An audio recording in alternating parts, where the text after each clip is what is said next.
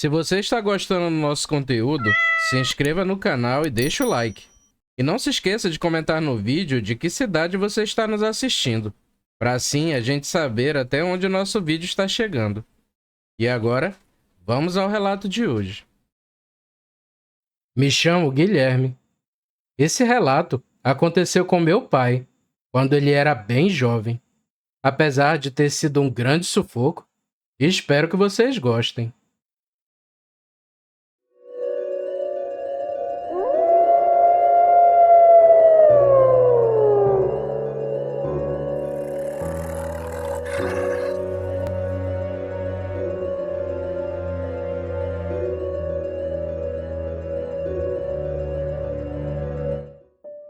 Tudo aconteceu quando meu pai César tinha por volta de 16 anos.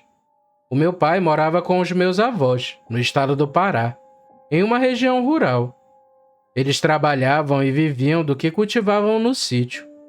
O meu pai era o filho caçula, por isso, ainda morava com os meus avós. O meu pai era solitário e, sempre trabalhando com o meu avô, não tinha outras companhias. Mas quando era final de ano ou época de festividades, o meu pai ia para a casa do meu tio Bené. Ou às vezes, todos os meus tios se reuniam em fim de ano, na casa dos meus avós, o que deixava tudo bastante animado. Só que na época do relato, estava próximo ao período de São João. Para se locomover até o sítio do meu avô, era um certo sacrifício. Era uma viagem dispendiosa e nada confortável, já que usavam um carro pau de arara. Somente o velho Chico fazia o transporte para os moradores dali, para irem até a cidade. Naquele ano, o meu pai estava animado com a festa de São João.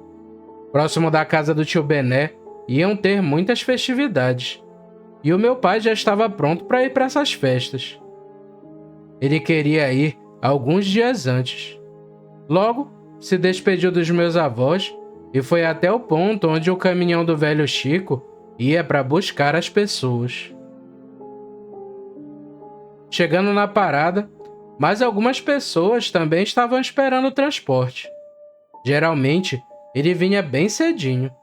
Porém, já eram 9 da manhã e nada do caminhão aparecer. Todos ali ficaram sem entender, até que um dos parentes do velho Chico apareceu para dar explicações. O seu Chico estava doente e sem condições de dirigir, o que deixaria todos sem locomoção por um tempo, até ele se recuperar. Todos voltaram para casa, e meu pai ficou triste por não poder ir até a casa de seu irmão. Ele voltou para a casa do meu avô e meu avô perguntou o que havia acontecido.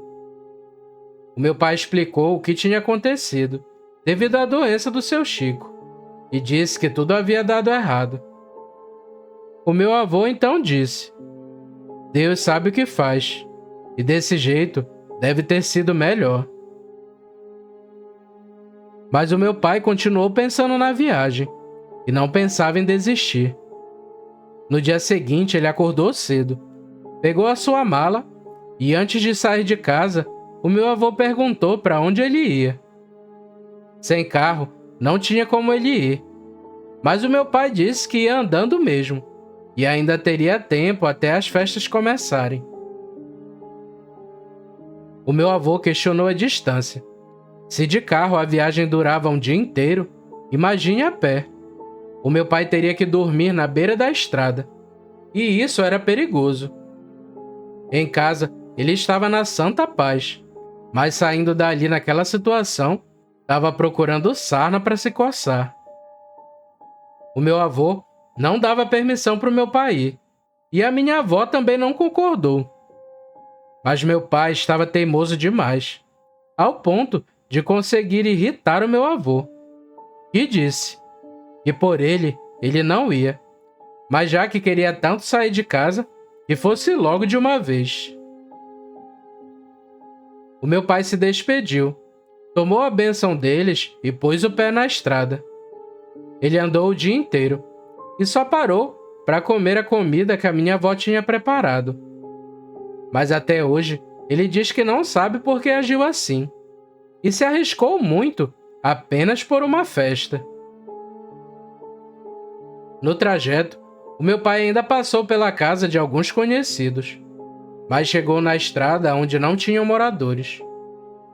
Andando até o final da tarde, ele passou por uma casa bem na beira da estrada, e na frente tinha um senhor. Enquanto ele passava, aquele senhor deu com a mão e chamou ele. O meu pai não conhecia aquele homem, mas mesmo assim, desconfiado, resolveu parar um pouco para trocar um dedo de prosa. O senhor se apresentou como Antônio e disse que morava ali com a sua esposa. Perguntou de onde o meu pai vinha, já que não tinha visto ele por ali antes. O meu pai disse de onde era, e o seu Antônio ouviu para onde ele ia, e perguntou se ele tinha onde pernoitar, e meu pai respondeu que não.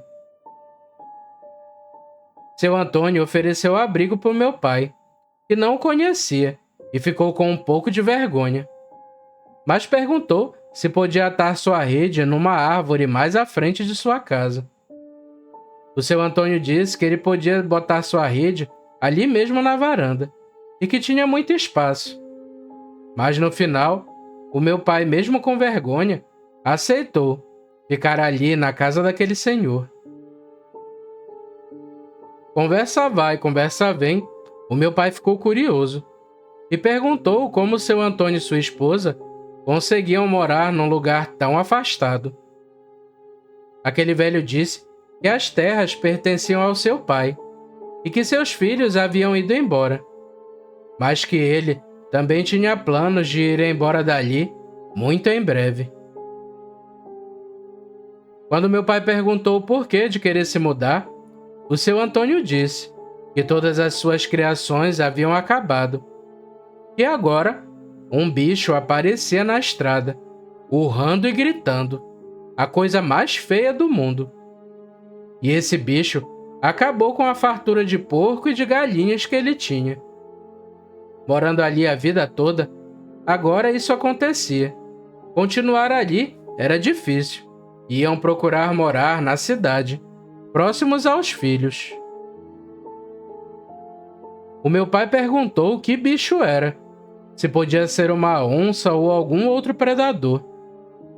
Seu Antônio ficou meio desconfiado e disse ao meu pai que não sabia se ele acreditava em tais coisas, mas ele achava que era um lobisomem que vagava por ali. O meu pai já conhecia essas histórias, mas como nunca tinha visto nada, não acreditava. Mas ele ainda ia dormir lá fora, e seu Antônio disse que ele podia se sentir livre para bater na porta se precisasse, e que daria um jeito de ele dormir lá dentro, caso fosse necessário. Mesmo não sendo todo dia, vez ou outra o lobisomem passava por ali. Meu pai começou a rir e seu Antônio ficou indignado e afirmava que ele dizia a verdade. Então, meu pai engoliu o riso e disse ao homem que ele não precisava se preocupar. Cedo da noite, meu pai atou a rede na puxada e ficou se embalando. Depois de um tempo, o seu Antônio entrou para sua casa e apagou as luzes, e tudo ficou em silêncio. A noite estava bonita, com o luar que iluminava longe. O sítio do seu Antônio era muito descampado, mas ao redor da estrada tinha mata, o que fazia ventar bastante. O vento era agradável, e meu pai, se embalando na rede, dormiu rapidamente. Mais umas horas da noite, meu pai se espantou, ouvindo um grito e, em seguida, um berro. Algo berrava e gritava, e parecia que subia a ladeira, que tinha antes de chegar no sítio que meu pai estava. Parecia que ia passar na frente daquela casa, e não demorou muito, o bicho berrou de novo. A estrada passava muito próximo, a poucos metros de distância dele, e seja lá o que fosse aquilo, ia dar de cara com ele na rede. O meu pai sentou na rede e ficou na dúvida se batia ou não na porta do seu Antônio. Mas não demorou muito e o seu Antônio abriu a porta. Chamou pelo meu pai, perguntando se ele estava acordado, e meu pai respondeu que sim. Ele deu a ordem para o meu pai levantar a rede e vir para dentro da casa. O coisa ruim ia passar bem onde o meu pai estava. O meu pai obedeceu e entrou na casa. Fecharam a porta e ficaram rente à janela, brechando. Seu Antônio disse que se meu pai ficasse olhando, ele ia ver o quanto o lobisomem era feio. Meu pai conta que aquilo berrou por um bom pedaço, e depois surgiu um grande vulto. Aquilo corria em 4 patas, e dava de escutar o barulho de batida no chão, e parecia ser algo pesado. Enquanto corria, aquilo parou bem na frente da casa. Era grande, e do ponto de vista do meu pai, parecia um cachorro bem grande, mas com a traseira levantada, a parte de trás mais alta, e sua cabeça era baixa, quase encostando no chão. O lobisomem ficou parado, na frente da casa do seu Antônio. Virou em direção da casa e parecia que aquilo sabia que tinha gente olhando ele. O bicho chegou rente à varanda, mas depois ficou de pé, e era bem alto. Media mais ou menos uns 2 metros de altura, com braços longos ao lado do corpo, e era muito peludo, e lembrava uma pessoa misturado com um bicho. A parte de baixo era igual perna de cachorro, e mesmo desengonçado, chegou perto da casa. Aquilo não tinha focinho, era mais como se fosse uma cara esticada para frente, mas tinha dentes e orelhas bem grandes, uma coisa muito feia mesmo, e fica difícil comparar com algum animal, pois era algo horrível e macabro. O bicho deu a volta na casa, e seu Antônio seguia. A esposa do seu Antônio também estava com eles, mais quietinha. O bicho deu mais umas voltas e parava na frente da casa, mas não foi até a varanda. Ficou ali por um tempo e depois voltou para a estrada. Parecia que aquele bicho estava procurando algo, talvez até alguma criação nos fundos do terreno. Mas como não tinha nada, ele pareceu desistir e seguiu seu caminho. E foi gritando, seguindo em direção à estrada. Até que não escutamos mais os gritos, e ficavam cada vez mais distantes. Depois disso, o meu pai ficou com medo de dormir lá fora, mas o seu Antônio disse que ele podia dormir ali na sala, e quando amanhecesse, ele poderia seguir seu caminho. O meu pai não pregou o olho naquela noite. Aquela imagem do lobisomem ficou na cabeça dele, e ele não conseguia dormir. Na manhã seguinte, meu pai se despediu dos velhinhos e foi embora. Mas em vez de ir para a casa do tio Bené, ele deu meia volta e voltou para a casa dos meus avós. Ele andou o dia todo e no finalzinho da tarde chegou na casa do meu avô, e logo percebeu que alguma coisa tinha dado errado. Se continuasse o caminho, meu pai ainda teria um bom trecho de viagem a pé, e a partir dali não teriam mais casas. O meu pai achou melhor voltar, e dormir ao relento depois do que ele viu não era uma opção. O meu pai contou ao meu avô tudo o que tinha acontecido, e meu avô repetiu que ele estava procurando sarna para se coçar. Meu pai conta que a imagem do lobisomem ficou em sua cabeça, e ele ainda ficou algumas noites com insônia. Por isso, a minha avó fez algumas rezas nele, como salmos e orações, e fez com que ele se recuperasse da imagem que o havia traumatizado.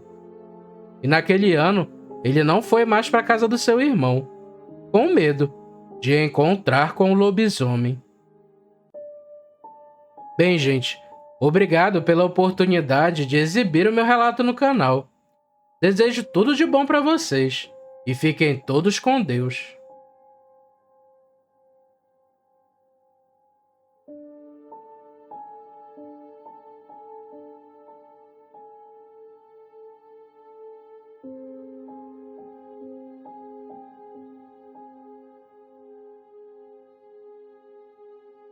Se você gostou do vídeo, não se esqueça de se inscrever no canal e deixar o like. É um pequeno gesto para você, mas uma grande ajuda pra gente. Nos vemos no próximo vídeo, pessoal. Fiquem com Deus e tchau!